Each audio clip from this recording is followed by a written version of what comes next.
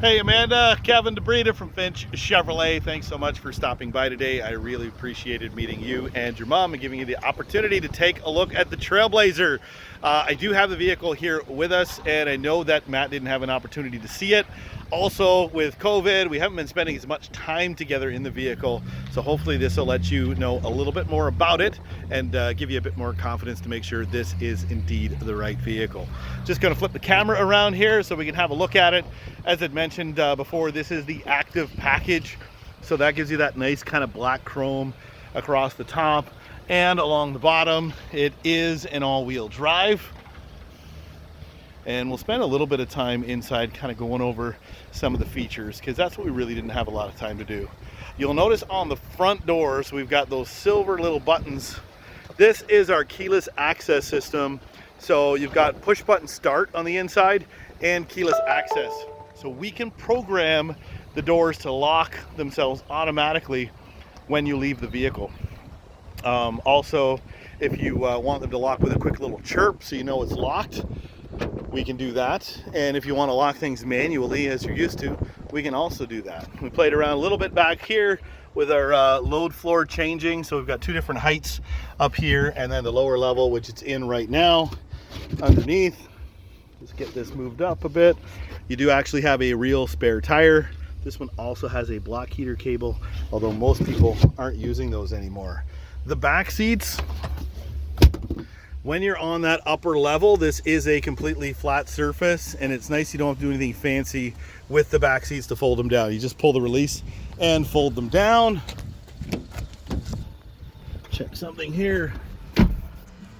There we go. Well, we're talking about seats. We didn't do this. This is your fold flat front seat. This gives you a ton of space and still has room for two passengers, making this vehicle very versatile. Up top, we do have the cargo rails. You'll notice, or you may not be able to see them, but there's a couple of black screws on either side. So you can use this as a functional luggage rack if you wanted to load stuff on top as well as inside. Let's move to where you're going to spend most of your time. So quick look down the door panel. You got these nice denim accents, and then power windows, power locks, keyless entry, also a full power driver's seat, including lumbar, if you were wondering what that was. Lights, they're all fully automatic, so leave it in that position. They will turn on when it gets dark outside. They also turn on when you have your windshield wipers on. While we're talking about windshield wipers, we have a feature called auto wipe in reverse. So what happens is you have the front windshield wipers on, you put the vehicle in reverse, the back wiper will automatically turn on just to make sure it's nice and clear. So you have that in addition to, of course, your backup camera, which I'm sure you used while you were backing into the parking space. Flipping the camera back around. So this is a color driver information center. The other one that we looked at was a black and white. And down here, we didn't talk about this at all, but this is adaptive cruise control. So we can run this vehicle with regular cruise control, if that's what you're used to. That's our regular cruise and a regular cruise symbol.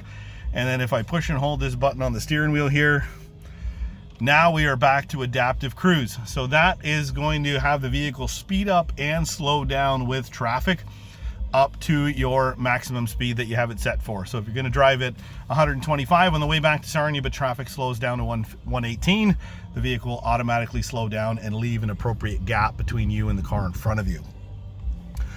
Up top here, this is our lane keep assist feature. We talked about that. White means the system is turned on, and it uses a camera, which is right up in here, takes the pictures of the lines on the road, and if you're getting too close to one side or another, it'll literally just twist the steering wheel into place.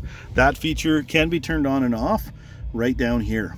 So while I'm talking about these buttons, we have the start stop. There is the bypass on that if you want to turn that feature off.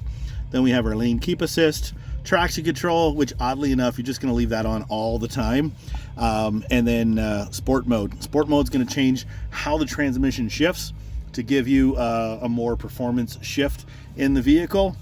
And then of course we have our all-wheel drive, which you can turn on and off. In front of that is our wireless charger. So as long as you have a compatible wireless charging phone, you can just plop your phone there and charge it. And we did talk about Apple CarPlay and Android Auto. They are wireless in this vehicle. So it is phone dependent. Apple works no problem. Android phones, it depends on what kind of software you're running, but you can just get in the car, it'll connect automatically, and all of your media and maps will show up on the screen using that wireless projection with Apple CarPlay and Android Auto. Connection wise, down here we've got our auxiliary port, which most people aren't using anymore because now we have Bluetooth music, but you have your USB and USB-C, as well as an SD card slot. Of course, your conventional cigarette lighter down there, which doesn't get used very often anymore. Moving up to our climate control systems, we've got our heated seats, which I know you said you were a fan of. With heated seats and remote start, very, very comfortable car. And then we've got our temperature adjustment here and our fan speed over here.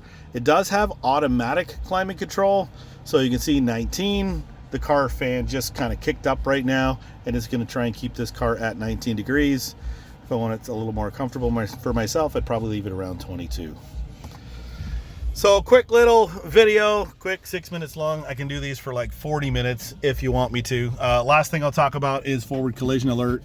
That right there is where those LED lights are, and they kind of reflect off the dash. So if we were to get the forward collision alert to activate itself, we would hear beep, beep, beep, beep, beep, beep, and then we would see those lights flash, and you would just instinctively hit the brakes. Also, it does have forward automatic braking, so in the event you didn't respond, it would hit the brakes, and that would hopefully avoid or minimize the severity of the impact.